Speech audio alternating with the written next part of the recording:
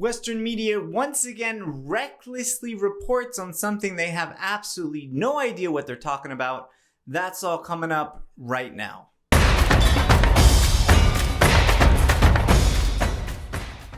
What's up, guys? Fooch from Fooch TV. Now, you may have heard about this story already because it was international news. What we're talking about today is we are going to be talking about Ansan, who won multiple gold medals in archery, and how allegedly some men in Korea want her medals taken away because of her short haircut, and that is simply not true at all. So today what we're going to be doing is we are going to be taking a look at what exactly is going on. So first, I just want to pull up this article right here. This is the BBC. Not really an article, this is their post on Instagram. What we're talking about, South Korean archer Ansan has attracted some criticism at home for her short hair. On won the country's first gold on Saturday, then another in the women's team event. Online abuse of her hair, oh, it sounded Canadian right there. Online abuse of her haircut comes against a backdrop of anti-feminist feeling among some young men in South Korea. Some politicians and celebrities in the country posted the messages of support for An, along with photos of their own short hair. This was also reported at Reuters. South Korean archer's short hair draws anti-feminist sentiment at home, which pretty much goes on and says the same thing. So this is actually not really true. This is a fake news, so to speak. The issue here is that this young archer, Ansan, not only does she have the short hair, but last year on her Instagram, she had used derogatory language that is used in online female-only men-hating communities online, such as Yocho. However, the three vocabulary words that she used are ojo ok, which is just a number in Korean. However, it refers to the number of sperms and semen when men ejaculate. Feminists use this term to poke fun of how many things there are in a disgusting manner. So this is similar to kind of like, to say, there's a shit ton of food, a fuck ton of food, a shitload of food, some sort of kind of over exaggeration. However, this again used is not directly against men, but kind of pokes fun of them in a certain way. Next is ungeng, which mimics the sound men try to make when they are making excuses for the mess they make. This is a little bit similar to mansplaining. However, it's not only used in situations when a man is trying to explain something that a woman does. It's also just to make any sort of excuse. And this is kind of, you may have heard someone commenting about murmur, that being what Ansan said. In actuality, this is what it is, ueng or ueng. The last one is ole bole, which refers to how shitty jobs are being done thoughtlessly by men. So again, these are three expressions. They aren't a direct, anti-man comment. However, they are used in derogatory ways when talking about men or just in everyday lives. It's kind of like a meme in these man-hating feminist communities. And speaking of which, I don't even think that we should call them feminists, these people in Korea that are these man-haters that are trying to attack and make fun of Korean men. And that's because they're doing a similar tactic that Black Lives Matter does in Western countries. These anarchists that want to destroy capitalism and want to install a communist system, they join Black Lives Matter. So then if you say anything bad about the group, they all can automatically say, oh, no. Like, what are you trying to say, that Black lives don't matter? Are you trying to say something bad about Black people? So similarly, and as you can see, it worked in these BBC or Reuters articles. If they call themselves feminists, that sounds like they want equality for everyone. So if you say anything against them, that means that you're an anti-feminist, which means that you actually just really hate women. So then they can go online and participate in these, threads about talking shit about men, or, by, as you saw kind of in the Megalia video I made about the micro penis, they can kind of say bad things and use derogatory terms. This is the ones I just mentioned, as well as terms like Hannam, which is Hanguk Namja. Again, watch that Megalia video if you haven't already.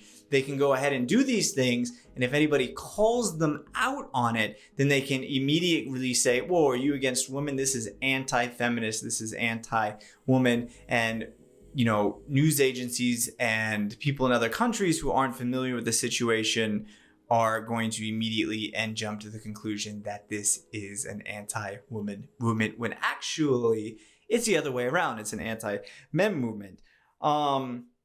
So a lot of people that were upset were not upset at, if it was somebody else and if it was another woman and she just had short hair and she never made any of these types of comments, there would be no issue at all. However, the controversy comes because these comments were made and then also she has short hair. And for people who don't know, usually women in Korea do not have that hairstyle. And among the people that have that hairstyle,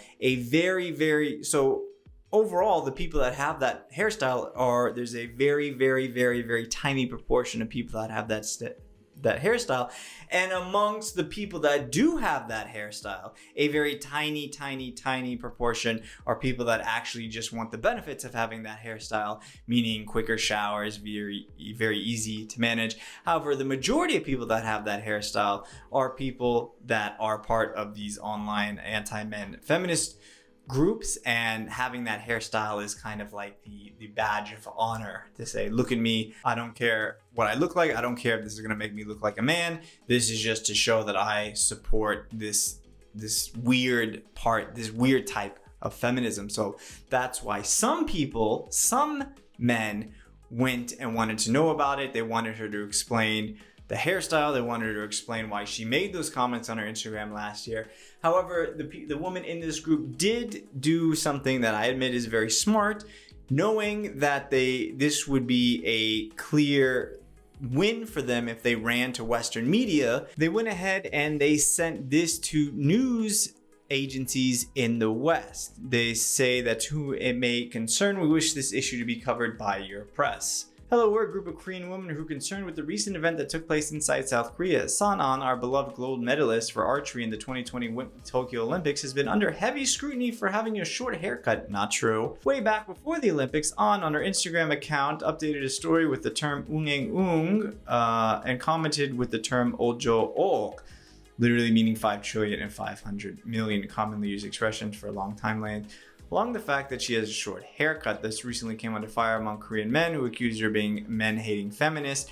Some of them even go out of their way and urge the Korean Archery Association to deprive her of her gold medal she earned for being a feminist and make the athlete apologize for what she has done. We know this makes utterly no sense at all, but please bear with us. We'll try our best to explain. Oh yeah, so they're gonna be listening to people that are crying wolf explain the situation in their terms. So we can already kind of guess, are they really going to be telling the truth? Are they really going to be telling the truth when they have something to gain if they don't? I don't think so.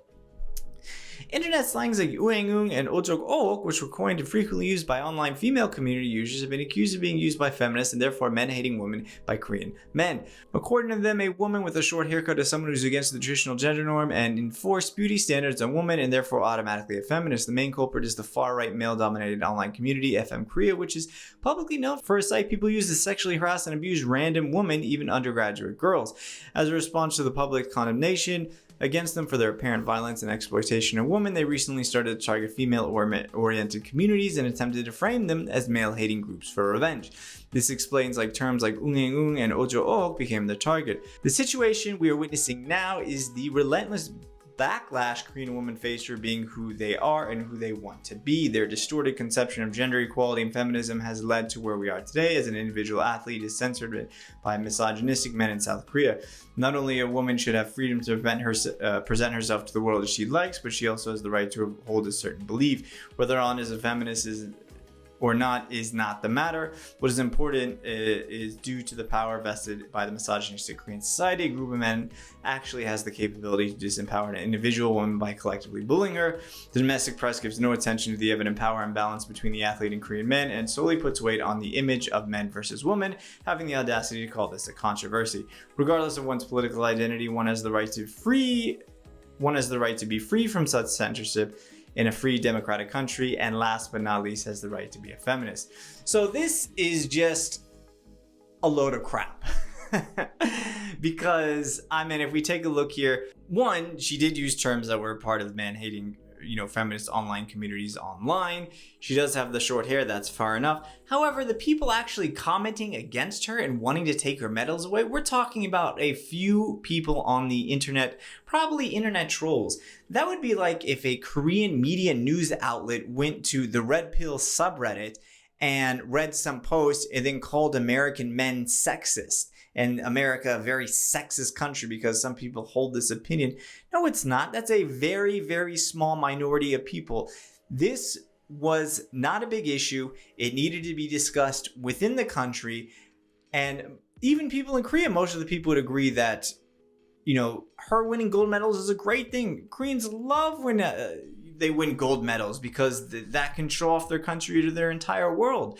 So to throw her under the bus by a fellow Korean and say that, oh, she has short hair, she's a feminist, so she's no good, that doesn't even make any sense. And conversely, the opposite thing does happen. When someone in the West has an idea that's not sexist or racist, the media will easily try to manipulate them in order to pigeonhole them into something they're not. So Joe Rogan, Jordan Peterson, these are people that have been called far right and alt-right for, no good reason at all.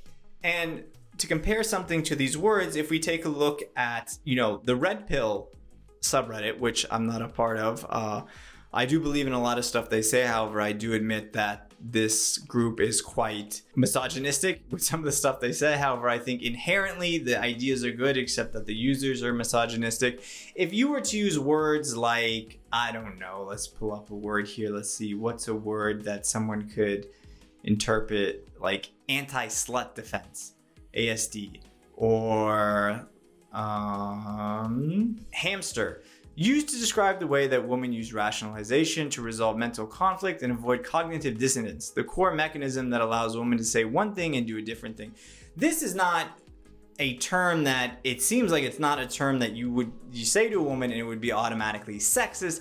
This is just something that is used within this community to talk about a woman's behavior. However, I'm sure there are women who find this term sexist. So just because Ojo Oak or Ungengung isn't directly a derogatory term against men, unlike Hanam, which again is used in the same communities that these other words are used, just because it is not 100% against men in a derogatory way does not mean that there is not any negative connotation for men mixed in with it. And I think if there is, and I think if this Ansan is someone who's a man-hating feminist, not saying that she is, then of course we can't take her gold medals away, nor should we. However, we should consider how much of a hero we want to make her out to be. So there you have it.